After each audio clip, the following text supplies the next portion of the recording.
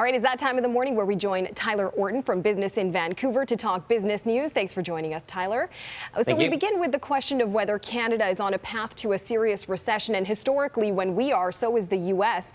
But it sounds like that might not be the case this time around. Yeah, right now we have BCA research analyst Jim Milonis. He's telling Bloomberg that right now it's not a matter of if, but when we hit a recession here in Canada. He says that it's a mix of surging household debt and rising interest rates that's putting us at the precipice of a serious recession. But meanwhile, the U.S. economy is actually continuing to expand. So this would actually be the first time since 1951 that Canada would face a recession when there's not a parallel recession in the United States. And we're actually seeing that it's the expansion of the U.S. economy that is actually helping the Bank of Canada push interest rates up. So there's household debt in the United States. It's actually at its lowest rate since 2001. And we've seen them turn that around ever since the 2008 financial crisis. Canadians have actually not turned their household debt around since that crisis. So that's why we have such a dangerous mix right now.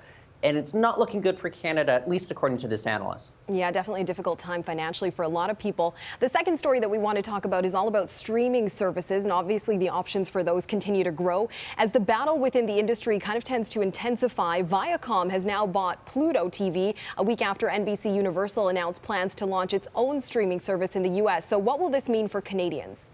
I would say the big word to focus on here is content, because of course we have Viacom. They're going to be entering, or at least expected to be entering, merger talks with CBS sometime later on this year. They're going to have their own streaming platform behind them going forward. But CBS has already launched its own streaming platform within Canada. It's a much larger, deeper library than what Pluto TV is going to be offering. So we can expect more content on the horizon for Canadians.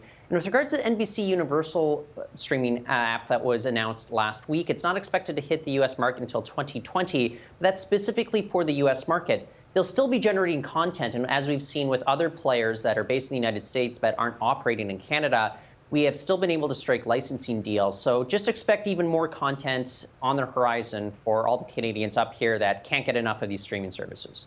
So more choices. It begs the question on whether that's even what we really need. Tyler Orton with Business in Vancouver, thanks so much for joining us. Thank you.